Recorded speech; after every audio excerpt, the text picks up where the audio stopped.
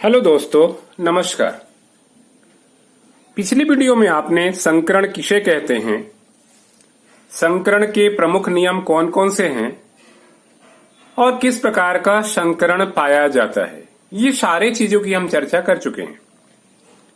उस वीडियो में हमने sp संकरण और sp2 संकरण को उदाहरण सहित समझ लिया है।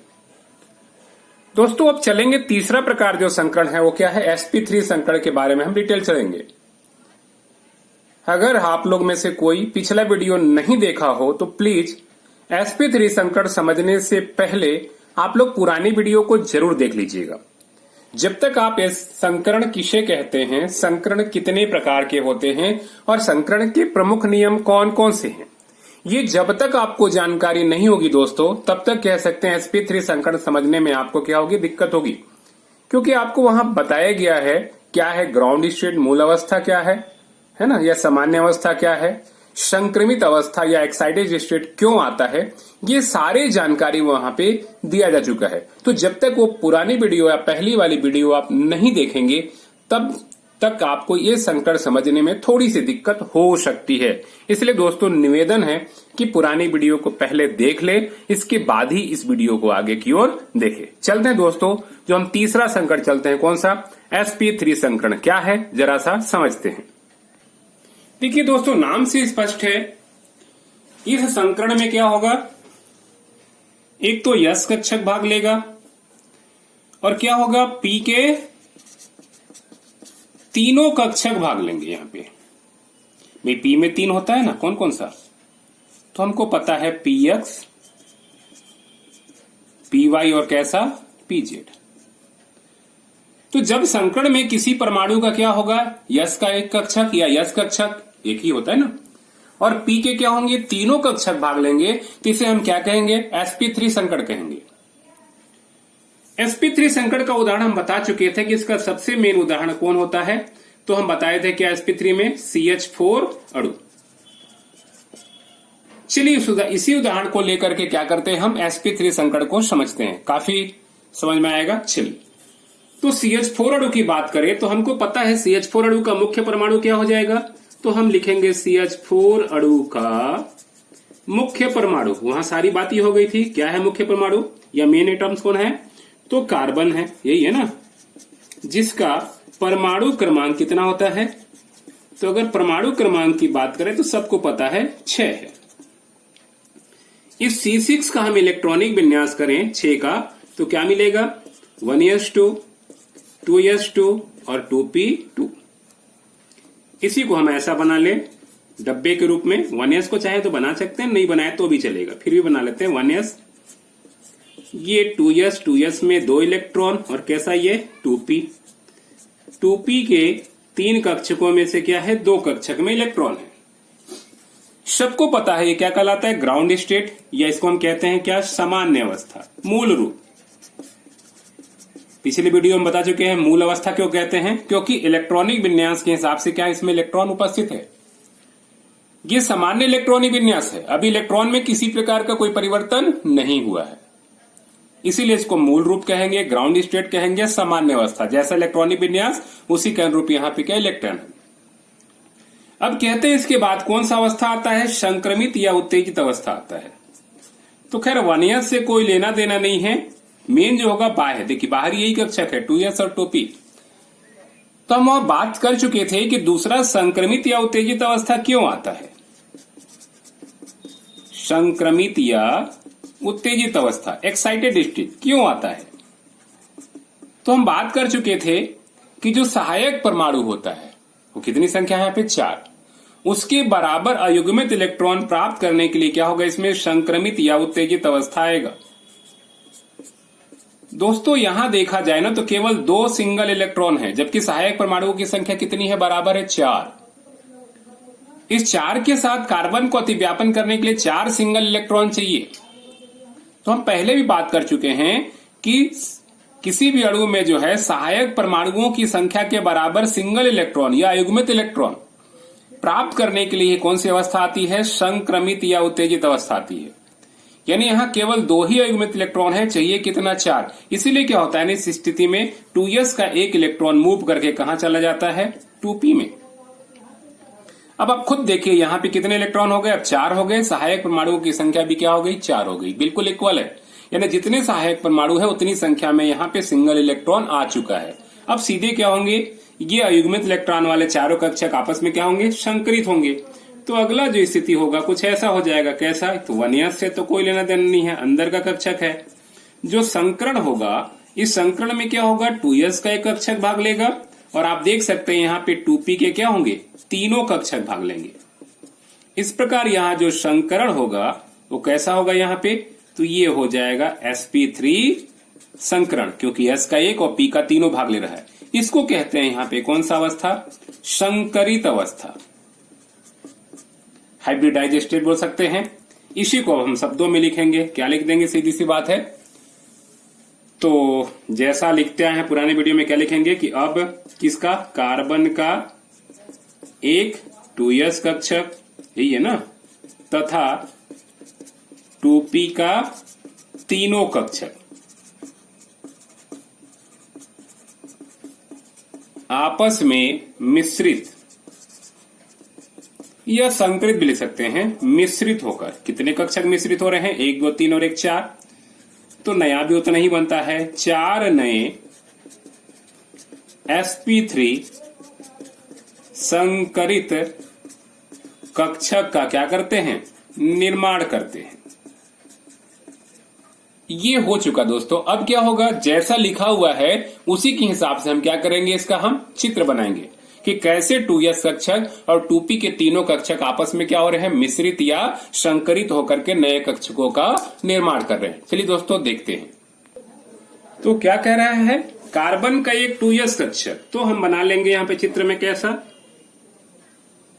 ये बना लेंगे हम यहाँ पे कार्बन का 2s कक्षक। कितने इलेक्ट्रॉन इसमें, एक, तो एक भर दिया। अब कह रहा है 2p के तीनों कक्षक, तो क्या करेंगे हम, 2p का यहाँ पे तीनों कक्षक बनाएंगे। इस प्रकार एक, ऊपर ये दूसरा और इधर ये तीसरा। तीनों में आपको दिखाई दे रहा होगा सिंगल सिंगल इलेक्ट्रॉन। तो ये हम इस प्रकार लिख देंगे कैसा, कार्बन के 2p का कौन सा कक्षक यहाँ पे, तो तीनों कक्षक भाग ले रहे हैं। कौन सी क्रिया कर रहे हैं यहाँ पे, तो संकरण। और sp3 संकरण s और p, तो कैसा बनेगा फिगर जरा देखिए। तो देखिए फिगर कुछ ऐसा बनाएंगे दोस्तों, ये ऊपर इस प्रकार रहेगा। पंखे का पहले आप 3 डायना बनाएंगे, ये तीनों बराबर होगा ना, छोटा बड़ा बन रहा है, ये तीनों मान के चलिए बराबर है। अब ध्यान रखिएगा 4 कक्षक भाग ले रहा है। चौथा क्या होता है ना, इसके ठीक पीछे साइड होता है, इसलिए चौथे को क्या करते हैं ना, थोड़ा सा साइज में छोटा इस प्रकार ऐसे बनाएंगे। एक साथ के साथ क्या करेंगे, दूसरे के साथ इस प्रकार हम चिपका देंगे इसको, ये ऐसे बनेगा। अब इसकी कह सकते हैं पिछला भाग इधर, ये दोनों का पिछला भाग इधर रखेंगे, इसका पिछला भाग हम इस तरह से रखेंगे।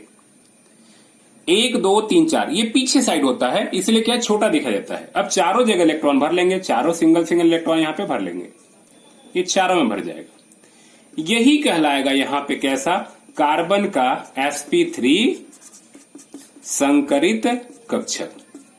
ये नया कक्षक बन गया है ना। ये देखिए एक s का एक भाग लिया और p का तीनों। अब ये चारों कक्षक की ऊर्जा स्तर बिल्कुल क्या होगी, समान होगी। जिस और चारों कक्षक क्या कहेंगे, sp3 कक्षक है, sp3 sp3 sp3। अब यही sp3 संकरित कक्षक जो है ना क्या करेगा, सहायक परमाणु यहाँ पे क्या है, हाइड्रोजन है।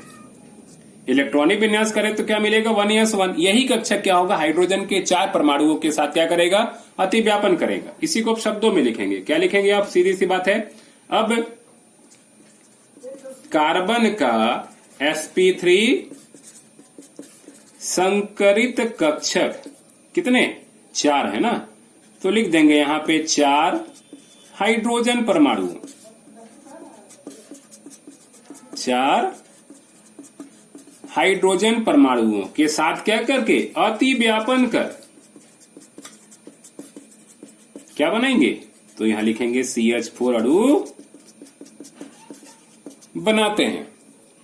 अब इसी CH4 अणु का हम क्या करेंगे, यहां पे चित्र दिखाएंगे कैसा, तो ये हम डायरेक्ट दिखाएंगे CH4 अणु। सबको पता है 1s में पहले से ही 2 इलेक्ट्रॉन था, कार्बन के 2s में 1 इलेक्ट्रॉन था, और 2p में भी क्या है, एक एक इलेक्ट्रॉनों था, लेकिन अति व्यापन किया। अब हाइड्रोजन के सिंगल इलेक्ट्रॉन 1s वाला ये क्या करेगा, इन चारों में इस प्रकार अति व्यापन कर लिया। पिछली वीडियो में बता चुके हैं डेडेस क्यों है। तो ये डेडेस क्या है, केवल पहचान है, टूटा हुआ इलेक्ट्रॉन नहीं है, पहचान है। ये कौन सी अवस्था, चूंकि अति व्यापन कर चुका है, ओवरलैपिंग कर चुका है, इसीलिए अति व्यापन अवस्था या ओवरलैपिंग स्टेट भी कह सकते हैं। तो ये हो गया अति व्यापन अवस्था। अब क्या करेंगे, यही जो हमने बात लिखा है इसको हम चित्र के माध्यम से दिखाएंगे। क्या कर रहा है, कार्बन का sp3 संकरित कक्षक। तो हम बनाएंगे पहले यहां पे इस प्रकार, कार्बन का sp3 संकरित कक्षक, ये छोटा, इस प्रकार हमने क्या किया, बना लिया, चारों में सिंगल सिंगल इलेक्ट्रॉन लिख दिया हमने। कैसा, कार्बन का sp3 संकरित कक्षक, 4 हाइड्रोजन परमाणु। हाइड्रोजन का क्या है, 1s कक्षक है, और 1s कक्षक में केवल एक इलेक्ट्रॉन, तो हम लिख देंगे कैसा, 4h परमाणु का कौन सा कक्षक, 1s कक्षक। क्या करेगा यहां पे, अति व्यापन करेगा। तो ये चारों के साथ क्या करेगा, 4 अति व्यापन कर लेगा। तो हम इस प्रकार यहां चित्र बना सकते हैं, ये 1, ये 2, ये 3, इसी के साथ ये चौथा, चारों का ये भाग, ऊपर 2 है ना, इस प्रकार 2 है। अब क्या होगा, इसी चारों के साथ 4 हाइड्रोजन यहां पे क्या करेगा, अति व्यापन कर लेगा। 2, ये तीसरा H और ये चौथा H, और इन सभी में क्या होंगे, इलेक्ट्रॉन अब पेयर्ड होंगे, एक इसका और एक इसका। ये भी क्या होगा, इस प्रकार यहाँ पे पेयर्ड होगा। दोस्तों दिखाई नहीं देगा, दे रहा होगा तो देख, है ना, चारों में 2-2 इलेक्ट्रॉन है। अब ये कक्षक क्या कहलाएगा, sp3 कहलाएगा, ये भी sp3 कहलाएगा, ये भी sp3 कहलाएगा, और ये भी sp3। चित्र कैसा बनाइए, ये CH4 अणु का, यहां पे कह सकते हैं अति व्यापन की क्रिया क्या हुई, कंप्लीट हो गई।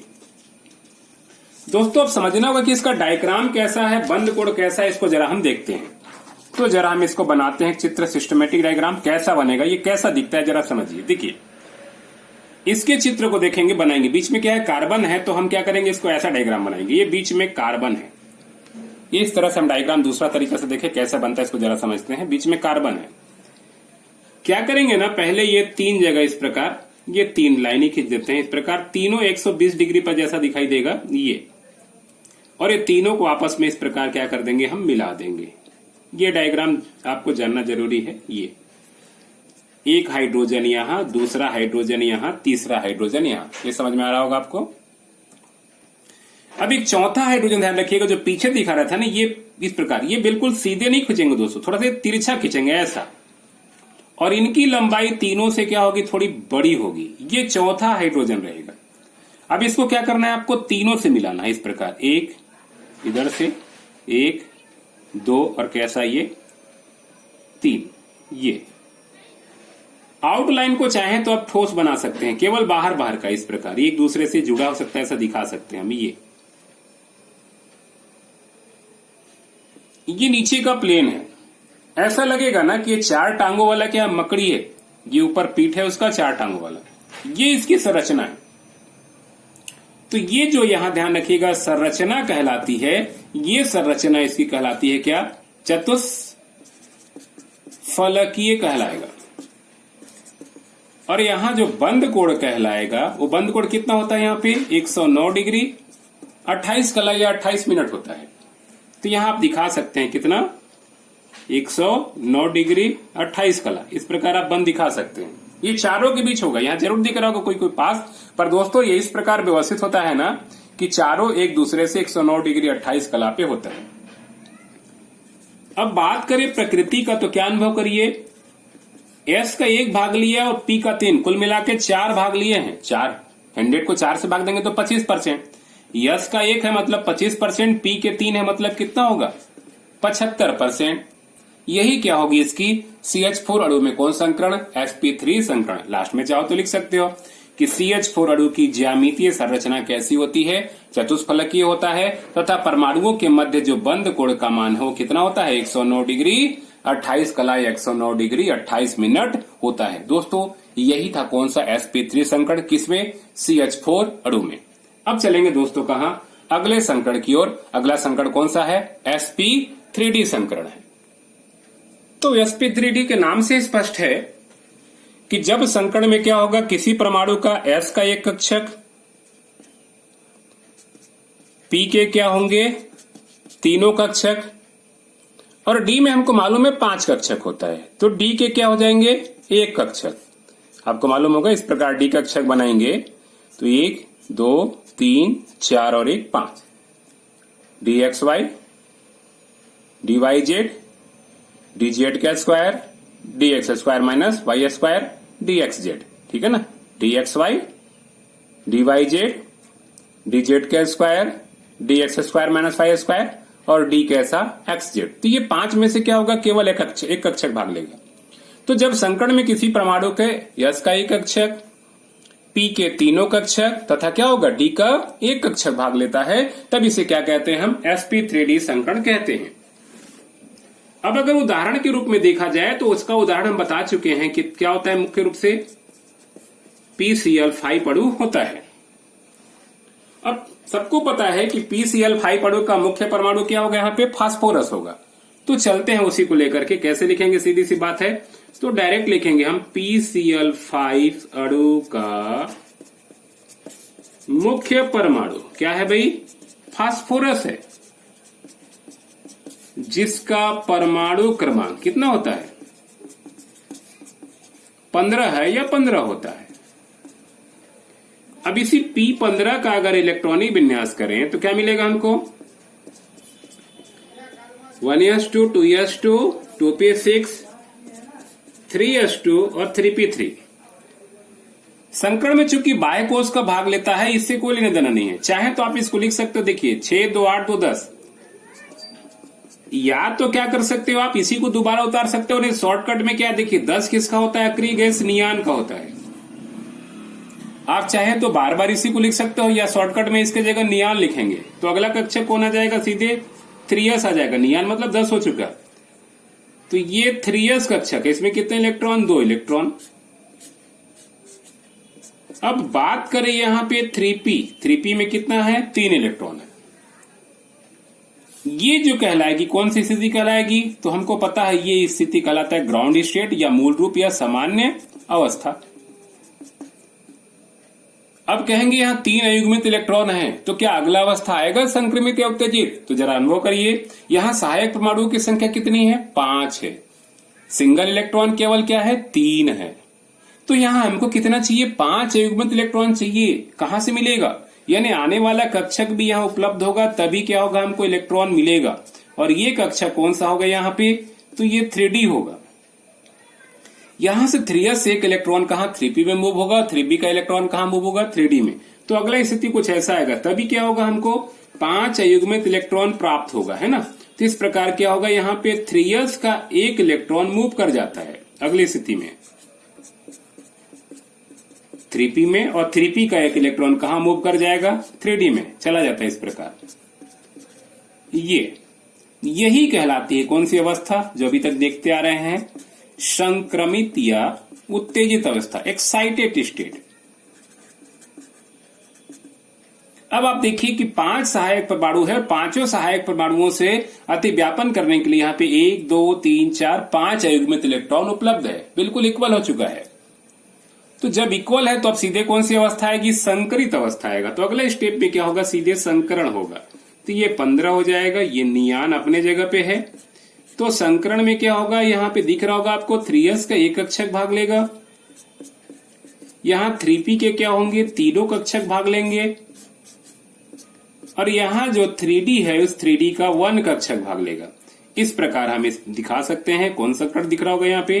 तो ये संकरण यहाँ होगा sp3d संकरण। ये कौन सी अवस्था कहलाएगी? यहाँ पे संकरित अवस्था, हाइब्रिडाइज स्टेट। तो यहाँ पे कह सकते हैं संकरण हो चुका। अब इसी को क्या करेंगे? हम शब्दों में लिखेंगे कि क्या क्या हो रहा है। इसको जरा सा हम यहाँ पे लिखेंगे। तो जो बातें हो रही हैं उसी को लिखेंगे। देखिए संकरण में क्या क्या हो रहा है, जरा सा गौर से अनुभव करिए। तो संकरण में तो वही लिखेंगे, क्या है इसमें भाग ले रहा है, जरा अनुभव करो। तो अब लिखेंगे कैसा? फास्फोरस के, कैसा? 3s कक्षक, एक ही है तो 3s कक्षक है ना, कॉमा 3p के कितना, तीनों कक्षक, तथा 3d है ना, 3d का क्या भाई, एक कक्षक, आपस में क्या होंगे, मिश्रित होकर, आपस में मिश्रित होकर, कितने कक्षक मिश्रित हो रहे हैं, 5। तो ध्यान रखिएगा 5 नए sp3d संकरित कक्षक का क्या करते हैं, निर्माण करते हैं, निर्माण करते हैं। दोस्तों इसके बाद हम लोग क्या करते थे, चित्र बनाते थे ना, यस का ये। पर आपको बता दूं मैं, डी कक्षक की आकृति या चित्र बनाना कह सकते हैं कॉपी पे संभव नहीं है, इसीलिए ध्यान रखिएगा वहां क्या करते थे, संकरण की एक प्रक्रिया चलता था, चित्र बनाते थे, फिर अतिव्यापन की एक प्रक्रिया चलता था, चित्र बनाते थे। यहाँ क्या दोनों साथ में चलेगा, यहाँ उस टाइप पे आपको चित्र नहीं बनाना है। यहाँ पे क्या है, sp3d संकरित कक्षक बन चुका है। ये sp3d संकरित कक्षक क्या करेगा, सहायक परमाणु, सहायक परमाणु क्या यहाँ पे, क्लोरीन। तो यहाँ क्लोरीन का सीधे क्या करेंगे, हम इलेक्ट्रॉनिक विन्यास करेंगे, तो मिलेगा हमको 1s2, 2s2, 2p6, 3s2 और 3p5। ये 3p5 है इस प्रकार। ये समझने के लिए दोस्तों आपके लिए है ना, ये 3p है ना, 3p में क्या होगा, 3 ही कक्षक होगा, इसमें 1 2 3 4 और 5। ये देखिए अयुग्मित इलेक्ट्रॉन वाला कक्षक है, यही क्या करेगा, इसके साथ अतिव्यापन करेगा। इसी को क्या कर आगे लिखेंगे हम यहाँ पे। तो ये सहायक परमाणु के इलेक्ट्रॉनिक विन्यास हमने कर दिया जरूर समझने के लिए, लेकिन हमको इसी में लिखना है। निर्माण करते हैं, क्या लिखेंगे, जो किसके साथ, क्लोरीन के 5 परमाणुओं के साथ, ये रफ काम है ना, आपको समझने के लिए था ये पूरा, परमाणुओं के साथ क्या करके अति व्यापन कर क्या बनाता है, PCl5 अणु बनाता है। इसको देने की आवश्यकता नहीं है, समझने के लिए था, लिख देंगे। और इसके बाद हम सीधे क्या दिखा देंगे, यहाँ पे PCl5 अणु बना देंगे, वही बनेगा यहाँ पे, जी यहां दिख रहा होगा। 15 नहीं लिखेंगे, आगे क्या लिखेंगे, नियान ही लिखेंगे 10 की जगह पे। और यहां क्या करेंगे, वही 3s कक्षक फास्फोरस का 1 इलेक्ट्रॉन पहले से, उसी प्रकार यहाँ पे दिख रहा होगा 3p में सिंगल 3 इलेक्ट्रॉन, और आपको 3d में भी यहाँ दिख रहा होगा कितना, बाकी इधर की आवश्यकता नहीं, छोटा बना दिया 3d, छोटा बना ना जगह के चलते, ये बस एक ही की आवश्यकता है। ये 5 इलेक्ट्रॉन किसके थे, फास्फोरस का। अब इसी क्लोरीन दिख रहा होगा सिंगल इलेक्ट्रॉन, ये इसके साथ क्या करेगा, अतिव्यापन करेगा। तो ये किसका इलेक्ट्रॉन है, ये क्लोरीन का इलेक्ट्रॉन है। इस प्रकार हम 5 में दिखा देंगे। ये क्या कहलाएगा, यहाँ पे कौन सी अवस्था, अति व्यापन अवस्था। तो दोस्तों अतिव्यापन हो चुकी, अब क्या होगा, इसका सीधे चित्र बनेगा। यहां गोला वो सब यस ऑर्बिटल p ऑर्बिटल चित्र बनेगा, सीधे क्या होगा, PCl5 का चित्र बनेगा। कैसा बनेगा जरा समझिए। तो देखिए दोस्तों, PCl5 का चित्र आपको डायरेक्ट ऐसे बनाना होगा, बीच में लेंगे P और पहले क्या करेंगे 3, ध्यान रखिएगा, इस प्रकार 120 डिग्री पर 3 Cl को बनाएंगे ऐसे ही, ये तीनों जगह, और ये तीनों को आपस में क्या करेंगे, हम इस प्रकार हम मिला लेंगे। ये एक ही तल पे हैं तीनों, 1 Cl 2 Cl 3 Cl। ये पंखे का 3 डायना मान सकते हो, ये बीच में पंखे का हेड है बीच में, और इसके 3 डायना, हम थोड़ा अलग अलग दिख रहा होगा लेकिन ये तीनों करेक्ट 120 डिग्री पर होते हैं। ये 3 Cl, ध्यान रखिएगा। अब जहां से हुक लटकता है ना पंखे का, वहां पे 4था Cl होगा, और उतने ही दूरी पे मान लो नीचे क्या होगा, ये 5वां Cl होगा। यही चित्र किसका है, PCl5 अणु का है। अब इसकी संरचना कैसा कहते हैं, तो संरचना कहते हैं कि ये होता है द्विपिरामिडीय। जरा समझेंगे कैसे द्विपिरामिडीय। तो संरचना द्विपिरामिडीय, और बंद कोण की बात करें तो यहाँ बंद कोण 2 प्रकार का दिखाई देगा। देखिए पंखे के डायना के बीच हमको मालूम है 3 डायना है, तो वहां कितना होगा, 120 डिग्री कोण होगा। और अगर 3 पंखा जिस हुक से लटका हुआ है, तो सभी डायना और इसके बीच कितने डिग्री का कोण होगा, 90 डिग्री का। इसीलिए बंद कोण कहते हैं। यहाँ 120 डिग्री भी होता है और कैसा होता है, 90 डिग्री। अब समझेंगे द्विपिरामिडीय कैसा होता है दोस्तों, समझिए। बात करें प्रकृति का तो यहाँ क्या है, S का 1 भाग लिया है, P का 3 लिया है और D का क्या है 1 लिया है। कुल मिला के कितना 5 लिया है। 100 में 5 से देंगे तो 20। S का 1 मतलब 20%, P का 3 मतलब 20 दिया 60% और D का 1 मतलब 20%। टोटल कैसा 100%। अब हमको समझना होगा दोस्तों कि ये द्विपिरामिडीय कैसा होगा, इसका संरचना द्विपिरामिडीय कैसे होगा। तो इस चित्र में हमने छेड़छाड़ करके एक नया चित्र समझते हैं कि ये द्विपिरामिडीय कैसे होता है। जरा सा समझते हैं इसको, देखिए जरा देखते हैं। देखिए है क्या कि मान लो जैसे पंखा है और एक पंखा में क्या है 3 डायना है। अनुभव करिएगा इस प्रकार, ये बीच में फास्फोरस है और इसके 3 डायना है, क्या है क्लोरीन है। अब मान लीजिए इसका हुक पे लटका हुआ है, ये किस इस हुक पे लटका हुआ है पंखा। अब अगर क्या करे, तीनों से इस प्रकार एक एक धागा ले जाए, डायना से इस प्रकार तीनों ले जाए, तो मुझे लगता है इसकी संरचना कैसा बनेगा, अनुभव कर सकते हैं। पंखा से अगर हुक तक क्या करें हम 3 डायना ले जाए तो देखिए संरचना ऐसा दिखाई देगा। ये 3 डायना अगर मान लीजिए है इस प्रकार ले जाए हम, दिख रहा होगा ये दूसरा और एक इस प्रकार ये तीसरा दिख रहा होगा, है ना। ये 3 ले जा रहे हो कैसा, तो आप अनुभव करिए कि इस प्रकार अगर 3 हम पेन रखेंगे यहां पे इस प्रकार, तो तीनों पिनों से क्या होगा, यहां पे एक पिरामिड बनेगा ऊपर। ये इस प्रकार मैं ऐसा उल्टा करके दिखा रहा हूं, ऐसा तीनों अगर बनेगा तो क्या होगा, ये तीनों पिरामिड बनाएगा। और हमने क्या कहा, उतना ही दूर नीचे भी क्या है इस प्रकार, यहां पर एक है हुक, इधर भी है इस प्रकार। अगर इसको भी हम क्या करें नीचे मिला लें इस प्रकार, 1 2 और कैसा 3, ये तो समतल पे है ना ये वाला, तो क्या होगा 3 वाला पिरामिड ऊपर बनेगा और 3 वाला पिरामिड नीचे बनेगा। चूंकि इसमें 2 पिरामिड बनता है, ध्यान रखिएगा, एक ऊपर और एक नीचे, इसीलिए कहते हैं इसकी संरचना कैसा होता है, द्विपिरामिडीय होता है। दोस्तों आप पंखे को देख के अनुभव करिएगा, ये क्या है, पंखा का बीच का हेड है, ये पंखा का 3 डायना है और मान लीजिएगा तीनों डायनों से क्या है 3 रस्सी जा रही है कहां पे, क्लोरीन पर। तो कैसा संरचना, ऊपर है ये नीचे है ना। वैसे ध्यान रखिएगा जितना दूर ऊपर हुक जुड़ा है उतना ही दूर क्या है, एक नीचे हुक जुड़ा हुआ है। यहां भी अगर हम इस प्रकार 3 रस्सी लेंगे तो क्या होगा, नीचे इस प्रकार नीचे 3 ऐसा पिरामिड बनेगा और ऊपर 3 ऐसा पिरामिड बनेगा। ये बगल से दिखा रहा हूं, ये ऐसा 3-3 बनेगा, तो एक पिरामिड इधर और एक पिरामिड उधर, कुल मिला के 2 पिरामिड बनता है। इसीलिए कहते हैं इसकी संरचना कैसी होती है, द्विपिरामिडीय होती है। बस यही लास्ट में लिखना है दोस्तों कि PCl5 अणु की ज्यामितीय संरचना जो होती है कैसी होती है, द्विपिरामिडीय होती है। तथा परमाणुओं के मध्य जो बंद कोण का मान होता है कितना होता है, 120 डिग्री और 90 डिग्री होता है। यही था कैसा, sp3d संकरण और उसका कैसा उदाहरण। चलिए दोस्तों अगला संकरण देखते हैं, कौन सा, sp3d2 संकरण। तो अगला क्या है, sp3d2 संकरण। नाम से स्पष्ट है कि संकरण में क्या होगा, तो यहां S का एक कक्षक भाग लेगा, P के क्या लेंगे, तीनों कक्षक भाग लेंगे और D के 5 में से क्या होंगे, 2 कक्षक भाग लेंगे। कुल मिला कितने, 3 1 4 और 2 6 कक्षक भाग लेंगे। तो यहां जो नया कक्षक बनेगा उसकी संख्या भी कितनी मिलेगी, हमको 6 मिलेगी। तो परिभाषा क्या हो जाएगा कि जब संकरण में किसी परमाणु के S का एक कक्षक, P के तीनों कक्षक, 3 ही होता है इसलिए तीनों कक्षक, तथा D के 2 कक्षक भाग लेते हैं तो हम इसे क्या कहते हैं, sp3d2 संकरण कहते हैं।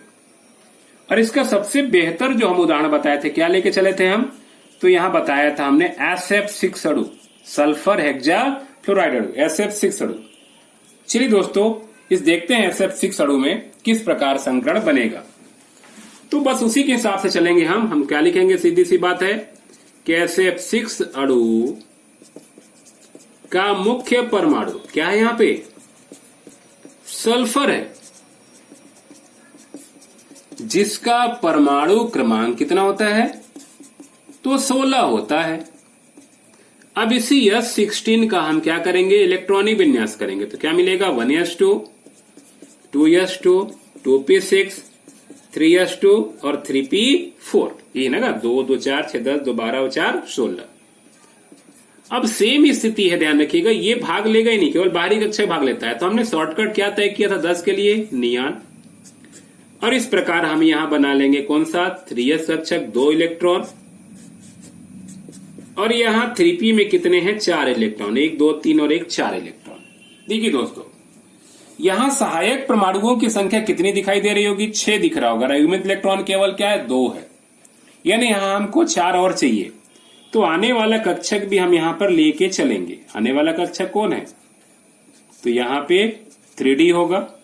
ये क्या अवस्था कहलाएगी? यहां पे सामान्य अवस्था या मूल अवस्था, या इसी को ग्राउंड स्टेट कहेंगे। अगला कौन चलेगा? यहां पे संक्रमित अवस्था जाएगा, क्योंकि सहायक परमाणु 6 है, युग्मित इलेक्ट्रॉन 2 है, हमको टोटल 6 चाहिए। तो देखिए यहां कैसा होता है। सबसे पहले क्या होता है ना, 3p का एक इलेक्ट्रॉन मूव करेगा यहां पे, इस प्रकार यहां पे 3D में एक इलेक्ट्रॉन मूव कर गया। ये क्या कहलाएगा? यहां पे वही इलेक्ट्रॉन मूव किया, मतलब संक्रमित या उत्तेजित अवस्था। अब देखिए दोस्तों, इस अवस्था के बाद क्या हो रहा है? यहां पे 3 इलेक्ट्रॉन और एक 4 इलेक्ट्रॉन हो गया है ना। और यहां क्या है, पहले से ध्यान रखिएगा। तो यहां पहले से क्या है, देखिए सहायक परमाणु की संख्या कितनी है? यहां पे 6 है। तो इस संक्रमित या उत्तेजित अवस्था के बाद भी क्या हो रहा है? यहां पे सहायक परमाणुओं के बराबर अयुग्मित इलेक्ट्रॉन प्राप्त नहीं हो रहा है। हम पहले ही बात कर चुके थे कि संक्रमित या उत्तेजित अवस्था क्यों आता है। तो सहायक परमाणुओं के बराबर अयुग्मित या सिंगल इलेक्ट्रॉन प्राप्त करने के लिए, यानी यहां पे कह सकते भी क्लियर नहीं हुआ। यानी यहां मूल परमाणु क्या होगा? जो सल्फर होगा ना, ये मेन परमाणु, अभी एक स्टेप और लेगा यहां पे, यानी 3s का इलेक्ट्रॉन को भी यहां पे मूव करना पड़ेगा। तब जाके क्या होगा? सहायक परमाणुओं की संख्या जो 6 है उसके बराबर क्या होगा? अयुग्मित या सिंगल इलेक्ट्रॉन क्या होगा? प्राप्त होगा। इस प्रकार तो अब क्या होगा? यहां पे 2 हो जाएगा। यस का मूव करके कहां चला जाएगा? एक p में, p का मूव करके d में। अब देखा जाए तो सहायक परमाणुओं की संख्या 6, यहां भी 1 2 3 4 5 1 6, यानी ये भी एक अवस्था है। कौन सी अवस्था है? यहां पे 2 बार आया, संक्रमित या उत्तेजित अवस्था। यानी एक संक्रमित अवस्था से सहायक परमाणुओं की संख्या बराबर अयुग्मित इलेक्ट्रॉन प्राप्त नहीं हो रहा था, इसलिए यहां 2 बार आता है। 2 बार आने के चलते ध्यान रखिएगा, पहले वाले को बोलते हैं प्रथम संक्रमित या उत्तेजित अवस्था, और दूसरे वाले को क्या बोल देंगे? यहां पे द्वितीय संक्रमित या उत्तेजित अवस्था। यानी 2 बार यहां पे संक्रमित वाला आता है अवस्था। ठीक है ना। कई लोग क्या करते हैं, एक ही बार में दोनों कुदा देते हैं, तो हमको नहीं मालूम पड़ता है कि कौन सा प्रथम है कौन सा द्वितीय है। सीधे लिख देते हैं संक्रमित उत्तेजित अवस्था और दोनों इलेक्ट्रॉन को मूव करा देते हैं। दोस्तों ये सबसे सही तरीका है। इससे हमको ये स्पष्ट होता है ना कि यहां सल्फर में 2 संक्रमित या उत्तेजित अवस्था आता है। हो सकता है आपके कंपटीशन में पूछ दे कि सल्फर जब फ्लोरीन या क्लोरीन के साथ अणु बनाता है तो कितने बार संक्रमित अवस्था आता है। तो अगर ये प्रथम द्वितीय दोनों नहीं पढ़ेंगे ना, तो आपके दिमाग में सिर्फ एक ही बना रहेगा कि केवल एक बार आता है। ध्यान रखिए 2 बार संक्रमित या उत्तेजित अवस्था आता है। अगला देखेंगे ना sp3d3, तो वहां एक अलग दिखाई देगा हमको। तो बस ये है संक्रमित या उत्तेजित अवस्था। अब चूंकि सहायक परमाणुओं की संख्या 6 है, अयुग्मित इलेक्ट्रॉन भी क्या है? संख्या 6 है। यानी अब क्या होगा? सीधे संकरण होगा यहाँ पे। तो ये सीधे संकरण में आपको दिख रहा होगा, यहाँ संकरण में क्या कक्षक भाग लेगा? तो आपको दिख रहा होगा यहाँ पे कि 3s का यहाँ पे एक कक्षक भाग लेगा, और यहाँ 3p के क्या होंगे? यहाँ पे तीनों कक्षक भाग लेंगे। और इसी प्रकार अगर देखा जाए तो 3d के कितने कक्षक दिखाई दे रहे होंगे? 2 कक्षक भाग दिख ले रहा होगा, दिखाई देगा। तो इस प्रकार हम क्या कहेंगे? यहाँ पे कौन संकरण है? यहाँ पे तो ये संकरण कहलाएगा sp3d2 संकरण। यही अवस्था कहलाती है कौन सी अवस्था? संकरित अवस्था या हाइब्रिडाइज स्टेट। यहां पे कह सकते हैं ये संकरण क्या हो गया? समाप्त हुआ। अब आगे देखते हैं कि इसका डायग्राम कैसे बनेगा, किस प्रकार। तो इसी को क्या करेंगे? हम पहले शब्दों में लिखेंगे, फिर डायग्राम लिखेंगे। संकरण में क्या हो गया? तो ये लिखेंगे, सीधी सी बात है। अब किसका? सल्फर का एक कौन सा कक्षक? 3s कक्षक, यही है ना। तथा छोड़ देते हैं अभी। 3p के कैसा? तीनों कक्षक, तथा 3d के 2 कक्षक। कुल कितने कक्षक? 1 3 4 और 2 कक्षक। आपस में क्या लिखेंगे हम? मिश्रित या संकरित होकर। कितने भाग ले रहे? 6, तो बनेगा भी कितना? नए 6 नए sp3d2 संकरित कक्षक का क्या करते हैं, निर्माण करते हैं, निर्माण करते हैं। जो क्या होगा, सीधे हाथी व्यापन भी चलेगा, जो फ्लोरीन एफ है ना, जो फ्लोरीन के 6 परमाणुओं के साथ क्या करके अति व्यापन कर, जो फ्लोरीन के 6 परमाणुओं के साथ क्या करके अति व्यापन करके क्या बनाएगा, तो SF6 अणु बनाता है। क्या बनाता है, यहां पे SF6 अणु बनाता है। ये यहां पे हो गया। अब सीधे क्या करेंगे, यहां पे SF6 अणु का हम चित्र बनाएंगे। कैसा बनेगा देखिए जरा समझिए। तो बीच में क्या रहेगा, यहां पे सल्फर रहेगा, ठीक है। और होगा क्या, यहां पे इस प्रकार 4 एक टेबल मान सकते हैं, यहां पे आयताकार टेबल, हालांकि ये वर्ग होता है इस प्रकार, या पहले भी आप इस प्रकार ऐसा बना सकते हैं। ये ध्यान रखिएगा, चारों बिल्कुल कह सकते हैं वर्ग, स्क्वायर पे होता है, चारों की दूरी बराबर होती है यहां पे। तो एक फ्लोरीन इधर, एक फ्लोरीन इधर, एक फ्लोरीन इधर, ये 4 फ्लोरीन का होगा 4 कोण पे। इस प्रकार हम डब्बा बना ही सकते हैं। इस प्रकार दिखाई दे रहा होगा 4, यानी टेबल के 4 हिस्सा। एक कहां रहेगा, ठीक ऊपर रहेगा इस प्रकार फ्लोरीन। आप इसको 4 डायना वाला पंखा भी समझ सकते हैं। और एक फ्लोरीन कहां रहेगा, इसके ठीक नीचे रहेगा इस प्रकार, 6वां फ्लोरीन। अब अगर देखा जाए तो चारों से 4 डायना वाला पंखा, अगर चारों से ऊपर 4 रस्सी ले जाएं तो क्या होगा, यहां पे 4 फलक वाला पिरामिड बनेगा भाई। 4, एक इधर से फलक, इधर से 4 फलक, और नीचे भी वाला क्या होगा, 4 फलक बनेगा। तो इसीलिए जो संरचना इसको कहलाती है, कितनी ध्यान रखिएगा, हमने क्या कहा कि 4 डायना वाला पंखा ऊपर हुक है, तो 4 धागा ले जाएंगे तो क्या होगा, ऊपर 4 फलक वाला पिरामिड बनेगा। वैसे नीचे भी क्या करेंगे तो 4 फलक वाला पिरामिड बनेगा। कुल मिलाकर यहाँ पे 8 फलक वाला पिरामिड बनता है। तो ये कहलाता है संरचना कैसा, अष्टफलकीय पिरामिड। हालांकि 3 फलक वाला ही होता है, पर पिरामिड जैसा हमने 4 फलक वाला पिरामिड इसलिए कहा ताकि समझ पाए। तो 4 फलक ऊपर बनेगा, 4 फलक नीचे बनेगा, इसीलिए संरचना कैसा होता है, अष्टफलकीय होता है। अब अनुभव करिए दोस्तों, 360 डिग्री अगर है इस प्रकार, इसमें 4 जब काटेंगे तो क्या होगा, प्रत्येक कितना होगा, 90 डिग्री। तो ध्यान रखिएगा, यह डायना के बीच जो कोण होगा वो कितना होगा, 90 डिग्री होगा। और डायना और हुक के बीच, यहां जरूर नहीं दिख रहा है, पर ध्यान रखिएगा यहाँ डायना और हुक के बीच भी वही डिग्री कोण होगा, 90 डिग्री। तो यहां जो बंद कोण होता है ना, सभी जगह कितना होता है, 90 डिग्री का ही होता है। कुल मिलाकर कितने, यहाँ पे 4 डायनों के बीच में, एक ऊपर और एक नीचे, 6 90 डिग्री का बंद कोण बनेगा। अब वही बात करें किसकी, प्रकृति का। तो यस का 1 भाग ले रहा है, पी का 3 ले रहा है, और डी का कितना ले रहा है, 2 ले रहा है। कुल मिलाकर 6 लग रहे हैं। 6 में अगर क्या करें हम, 16 से भाग दे, 100 में 6 से भाग देना। तो ध्यान रखिए कितना आएगा, 16 एक बार जो आएगा 16.66 या 7 आएगा। और यहां क्या होगा, ध्यान रखिएगा, चूंकि 6 है तो ये कुल मिलाकर करेक्ट क्या होगा, 50% होगा। 6 में आधा 3 है ना, और यहां कितना होगा, 16 दूना 32, मतलब 32.33 हो जाएगा। 32 ना, 32 से 16 दूना 32, 33 हो जाएगा, 33.33 होगा। इस प्रकार ये आंकड़ा बैठेगा। 100 में अगर 6 से भाग, 6 परमाणु ले रहे हैं कक्षक भाग ना, तो 6 से भाग देंगे तो क्या आएगा, 16.66 या 67 आएगा।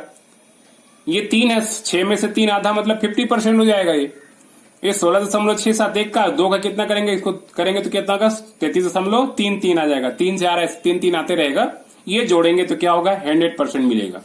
तो दोस्तों ये था कैसा, SF6 अणु में कैसा sp3d2 संकरण। संरचना समझ गए होंगे कि यहाँ क्या है, 4 है ना, टेबल वाला कह सकते हैं, 4 स्क्वायर वाला दिख रहा है। चलिए इसको और समझते हैं अच्छे से। चलिए दोस्तों इससे जरा देखो, ये बीच में क्या है, सल्फर है, इधर एक फ्लोरीन, 2 फ्लोरीन, 3 फ्लोरीन, 4 फ्लोरीन। अब क्या करेंगे हम, चारों से यहां हुक तक धागा लाएंगे, तो एक फलक इधर, दूसरा फलक इधर, तीसरा फलक इधर, चौथा फलक, कुल मिलाकर 4 फलक ऊपर मिलेगा। वैसे 4 फलक कहां मिलेगा, नीचे मिलेगा। 8 फलक मिलने के चलते ध्यान रखिएगा इसकी संरचना कैसा कहलाता है, अष्टफलकीय कहलाता है। यही है कैसा दोस्तों, sp3d2 संकरण और उसका कैसा उदाहरण। चलते हैं कैसा अगला, sp3d3 संकरण की ओर। अब नाम से स्पष्ट है, sp3d3 मतलब संकरण में क्या होगा, s का एक अक्षर, यही ना होगा। पी के आपको दिखाई दे रहे होंगे 3 कक्षक और डी के भी 3 कक्षक, यानी एस का 1, पी के तीनों और डी के 5 में से कैसा 3, कुल मिलाकर कितने 3 3 6 7 कक्षक भाग लेते हैं, तो नया भी कितना बनेगा 7 बनेगा। इसकी जो उदाहरण है, सबसे बेस्ट उदाहरण कौन सा हो जाएगा यहाँ पे, तो हम बता चुके थे IF7 अणु, यही है ना। बस वैसे ही स्टार्ट करेंगे। IF7 अणु का मुख्य परमाणु क्या है, आयोडीन है, जिसका परमाणु क्रमांक कितना होता है 53 होता है, 53 है ना, ध्यान रखिएगा होता है।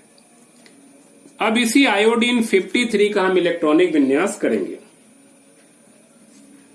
तो क्या मिलेगा हमको 1s2। चलिए दोस्तों, एक दूसरे तरीका से हम समझते हैं यहाँ पे, अब बाउ नियम से करके फिर, क्योंकि इससे दिक्कत होगा आपको। जरा समझिए, अगर हम 53 का इलेक्ट्रॉनिक विन्यास करें बाउ नियम से तो क्या मिलेगा 1s2, 2s2, 2p6, 3s2, 3p6, 4s2, 3d10, 4p6, 5s2, है ना।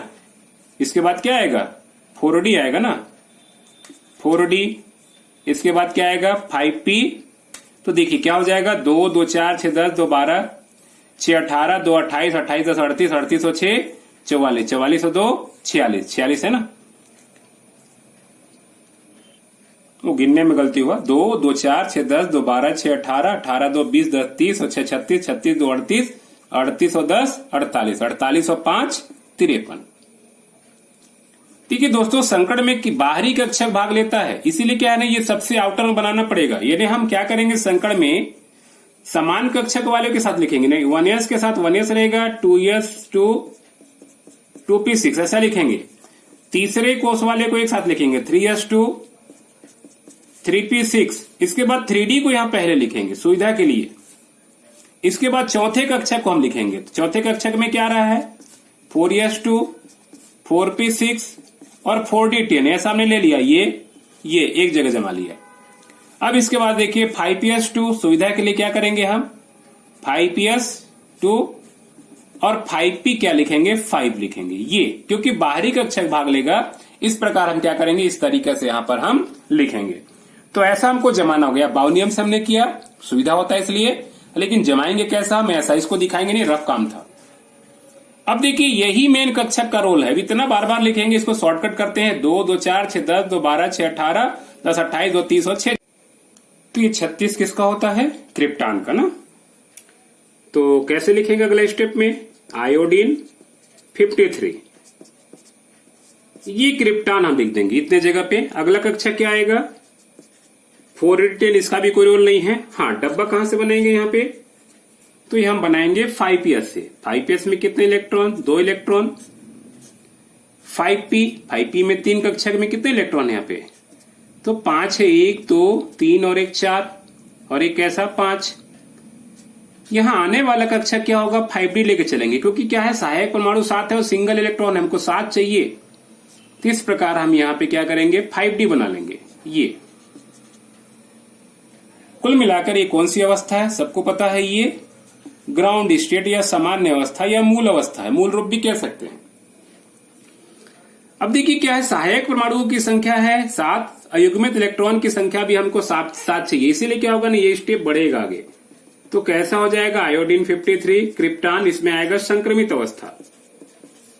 तो सबसे पहले तो क्या होगा 5p का इलेक्ट्रॉन मूव करेगा, तो 5ps के तो 2 ही रहेंगे।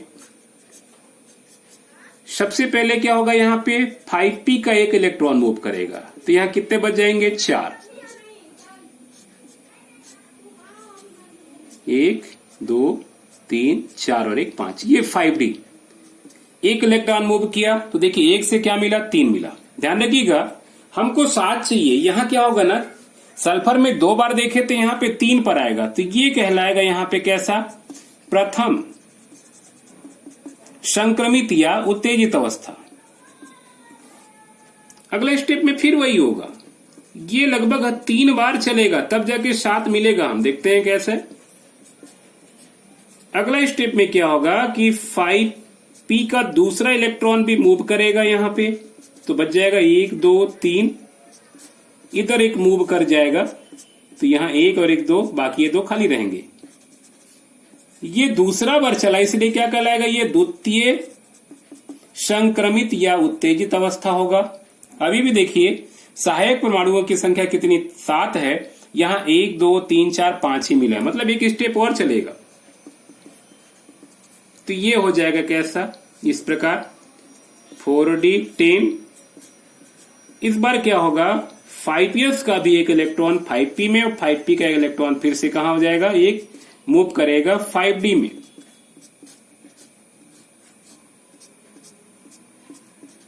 तो अब देखिए यहां पे 3, ये क्या होगा, यहां पे तृतीय हो जाएगा, तृतीय संक्रमित अवस्था या उत्तेजित अवस्था, यानी 3 बार आया यहां पे। तब जाके क्या हो गया, सहायक परमाणु 7, अब यहां 1 2 3 4 5 6 7 भी होगा। अब क्या होंगे, यही कक्षक यहां पे क्या करेगा, अति व्यापन करेगा, पांचों ना, हाँ अति व्यापन करके पहले संकरण करके, तो क्या हो जाएगा, ये 53 Kr अपने जगह पे रहेगा, 4d10 भी। अब संकरण में ही क्या होगा, 5s का एक कक्षक, 5p के क्या भाई, तीनों कक्षक, और 5d के भी कितने, 3 कक्षक, पांचों तो नहीं कहेंगे, 3 ही रहेगा ना, तो 5p के 3 होता है इसलिए तीनों कक्षक लिखेंगे, और 5d के कौन संकरण दिख रहा होगा, यहाँ पे sp3d3 संकरण, ये कौन सी अवस्था है, तो लिख देंगे संकरित अवस्था। बस यही संकरण हुआ, इसी को शब्दों में लिखेंगे जो जो हुआ। यहां अब क्या लिखेंगे, आयोडीन का एक कौन सा कक्षक, एक 5ps कक्षक, कोमा 5p के क्या, तीनों कक्षक, यही ना, तथा 5d के भी कितने, 3 कक्षक। क्या होकर, आपस में मिश्रित या संकरित होकर, चूंकि 7 नए मिश्रित हो रहे हैं इसलिए क्या, 7 मिश्रित तो इसलिए 7 नए बनेगा ना, 7 नए sp3d3 संकरित कक्षक का क्या करते हैं, निर्माण करते हैं। जो क्या करेंगे, सहायक परमाणु कौन सा है यहां पे, IF7, तो क्या लिखेंगे, जो फ्लोरीन के कितने, 7 ना, 7 परमाणुओं के साथ क्या करके, अति व्यापन कर,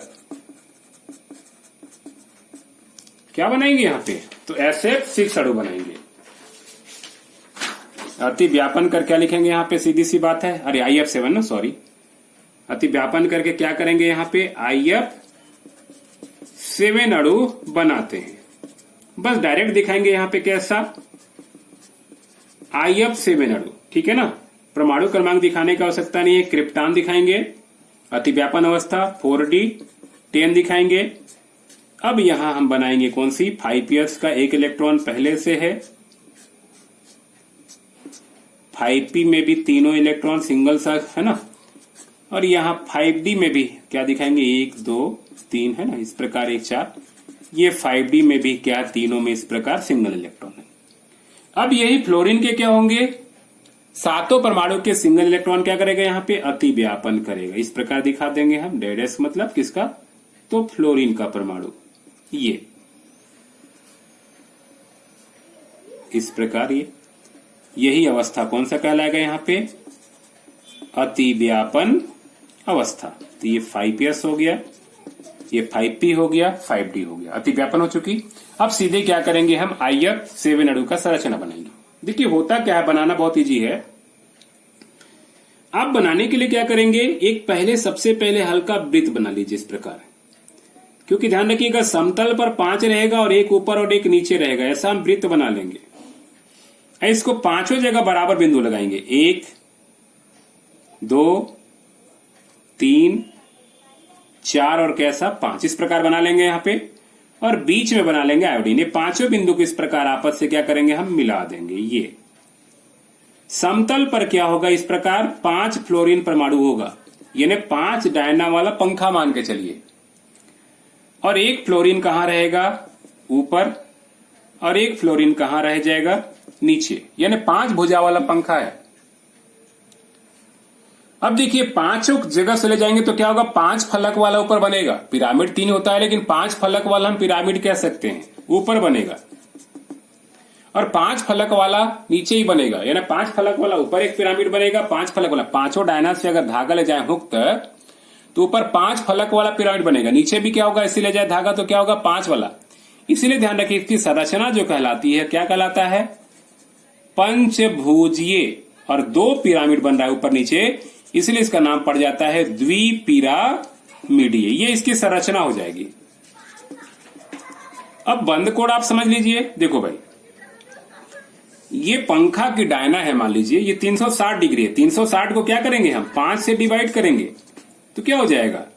5 सत्ते 35, 5 दूना 10, यानी डायना डायना के बीच है तो क्या आएगा? 72 डिग्री के कोण आएगा।